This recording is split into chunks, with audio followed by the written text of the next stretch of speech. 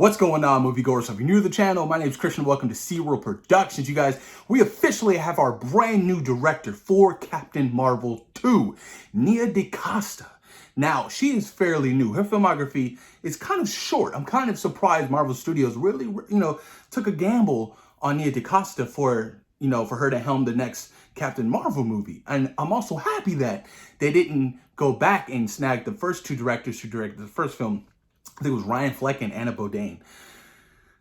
Wasn't the best film. If you guys been following me for quite some time, you know how I feel about Captain Marvel. I'm a big Marvel fan. I was hella hyped for the trailers when I saw Captain Marvel. All in all, that film just fell flat for me and I was very disappointed. But that doesn't mean the sequel is going to be crappy. Captain Marvel in Avengers Endgame was fucking sick. She was badass, and I cannot wait to see that continuation of that character moving forward, especially since she's supposed to be the face of the MCU moving forward, post-Iron Man, post-Endgame. But Nia DaCosta, she's directing the new Candyman movie, which looks fantastic. I cannot wait for that Candyman movie. I know it's been delayed a couple of times. I still think it's supposed to come out this year or maybe next year. I don't know if it got delayed till next year, but she's directing that film, and I cannot wait for Candyman. But all in all, I'm happy that Marvel Studios has decided to go, a different director for, the sequel to Captain Marvel 2. Like, I'm really excited about that. And I'm curious to see where they're going to take the story, especially since, there's rumors going on how Captain Marvel 2 is going to be the next big setup for the next big Avengers movie. Sort of like how Captain America Civil War was the next big setup to, like, Infinity War, things like that. And with the whole secret invasions I'm hearing, I'm really curious to see where they take this character and how they're going to develop, the next big Avengers movie. Like, I'm really curious about that. And all in all, man, I'm excited for the future. Like, we have so many great directors already, for the MCU moving forward. I mean, we have returning directors like James Gunn, you have Taika, you have Ryan Coogler for Black Panther 2. Then you have a bunch of new faces for, like, what's his name? Daniel Cretton. Oh my God, I'm drawing a blank right now. He's directing Shang-Chi and the Legend of the Ten Rings, which is currently filming. I saw there was some posts about how they're building up these beautiful cities of, like, from China. It looks really awesome. And obviously it's not complete, but I'm happy to hear that it's currently still going to be filming soon. Because all in all, man, we haven't heard much about any kind of MCU news lately. And it's been kind of fucking bland and kind of boring. And, it kind of makes you worry. Like, come on, man, what's up with the MCU? What's going on? You know what I mean? All we've been getting is delays and delays and delays. So I'm happy to hear that, that film is going to be kicking off shortly.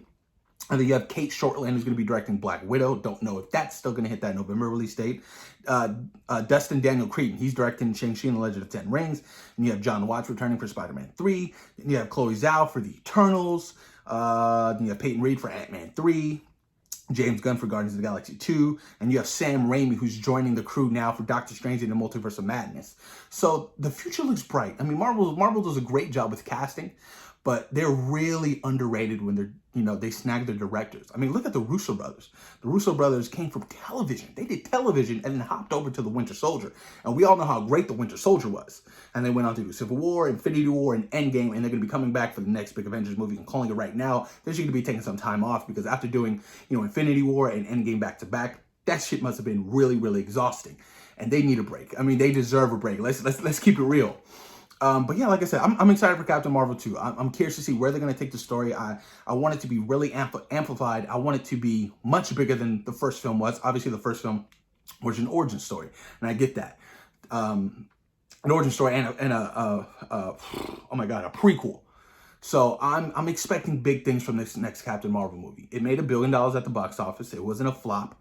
But like I said, the first film just didn't do it for me. And not just for me. There's a lot of people out there who didn't enjoy the film. But then there are also a lot of people out there who did enjoy the film. So I understand, the love for it. I get it. But I'm really excited to see what Nia DaCosta has in mind. I mean, like I said, she's a new director. Candyman's coming out. And I guess that will legit leave the kind of taste in my mouth. If Candyman is good, I'm like, okay, then I'm excited in what she has in store for Captain Marvel 2. If Candyman flops and I don't like it, then I'm going to be a little bit nervous. But from what I've seen in the trailers, I think we are in good hands for Captain Marvel 2, you guys. We are good. I have a good feeling about this. But post your comments down below. Let me know what you guys think about Nia DaCosta being attached to direct Captain Marvel 2. What are your thoughts? What are your opinions? And where do you guys think they should take the story for Captain Marvel 2? Please post your comments down below. And thank you for taking time in today for watching Zero Productions. Peace. We out.